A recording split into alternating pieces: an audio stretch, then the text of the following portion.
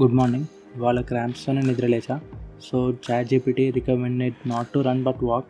So ఎలాగో మనం temple వెళ్ళాలి కాబట్టి లెట్స్ వాక్ టు టెంపుల్ అని డైరెక్ట్గా ఫ్రెష్ అప్ అవ్వడం స్టార్ట్ చేశా. టీ తాగేసి బాత్ చేసి 5 minute మెడిటేషన్ సెషన్ కంప్లీట్ చేశా. ఇంకా వాక్ చేస్తూ టెంపుల్కి బయలుదేరాను. 3000 steps కంప్లీట్ చేసి ఇంటికి రిటర్న్ అయ్యా. Directly reflex ball training start చేశా. ఇవాళ స్కిప్పింగ్ కూడా పాస్లో పెట్టా. Again due to cramps and బ్రోనెక్స్.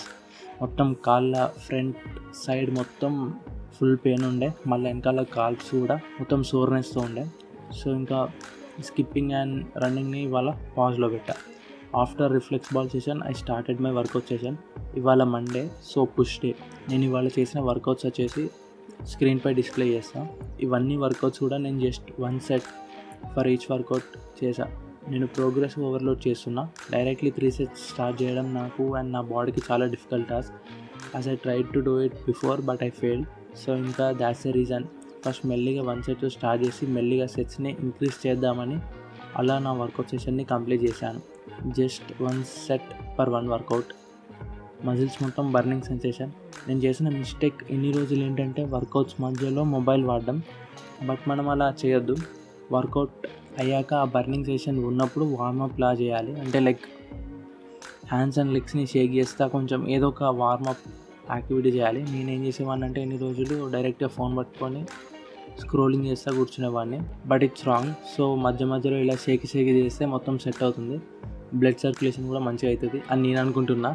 నాకు అలా అనిపించింది. వర్కౌట్స్ కంప్లీట్ చేసి లంచ్ చేసాం విత్ యెస్టర్డేస్ చికెన్ అండ్ పచ్చి పులుసు. నా ఫేవరెట్ కాంబినేషన్ ఇది. మధ్యలో మామ ఏదో పచ్చడి చేసి తీసుకొచ్చింది. దాని టేస్ట్ చేస్తే సూపర్ ఉండే.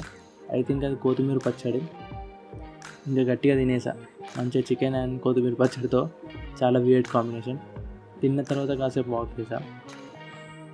ఎలాగో ఇవాళ స్కిప్పింగ్ చేయలేదు కాబట్టి సో దాన్ని కాంప్లిమెంట్ చేయడానికి అండ్ కాసేపు ఒక ఐస్ బాటిల్ని లెగ్స్ కింద క్రాంప్స్ ఉన్న పొజిషన్లో రోల్ చేసాం. ఇది క్రాంప్స్కి ఒక రికవరీ మెథడ్ అని చదివా. నేను ఒక కప్ టీ పెట్టుకొని ఎస్ రైట్, మీరు విన్నది నిజమే. Right after lunch and I walk I had a cup of tea. దాంతోపాటు బుక్ రీడింగ్ సెషన్ని స్టార్ట్ చేశా. ఇవాళ నేను నేర్చుకున్న points is just trust the process. ఫ్యూచర్ని తలుచుకొని యాంగ్జైటీ ఆర్ ఫియర్ ఫీల్ అవ్వడం చేయకుండా just trust the next small step. అంటే ఒక 100 days గోల్ని 100 days గోల్లా కాకుండా జస్ట్ ఇవాళ నువ్వు ఈ సెకండ్ ఏం చేయాలి అన్న దానిపై ఫోకస్ పెట్టి నీ 100% ఇవ్వు. రేపటి గురించి మాపటి గురించి ఆలోచించడం ఆపి ముందు నీకు ఫస్ట్ కనిపిస్తున్న అడుగు వెయ్యి. ఒకసారి నడవడం స్టార్ట్ చేస్తే నీకు తెలిసే లోపే నువ్వు నీ గోల్ దగ్గర నిల్చుంటావు. సూపర్ పాయింట్ అది అండ్ నాకు చాలా అవసరం ఇలాంటి సజెషన్స్. బుక్ రీడింగ్ కంప్లీట్ చేసి మంచిగా ఒక 2 hours స్లీప్ వేసి ఆల్మోస్ట్ 6 pmకి నిద్ర లేచా. డైరెక్ట్గా ఎడిటింగ్ అండ్ స్క్రిప్ట్ రైటింగ్ మీద కూర్చున్నా. Previous videos and clips edit చేశా. బట్ వాయిస్ ఓవర్స్ ఇవ్వలేదు ఇప్పటివరకు. సో ఇంకా స్క్రిప్ట్ రైటింగ్తో పాటు పెండింగ్లో ఉన్న ఎడిటింగ్ స్టఫ్ని కూడా కంప్లీట్ చేశా. స్క్రిప్ట్ రైటింగ్కి చాలా టైం పట్టింది.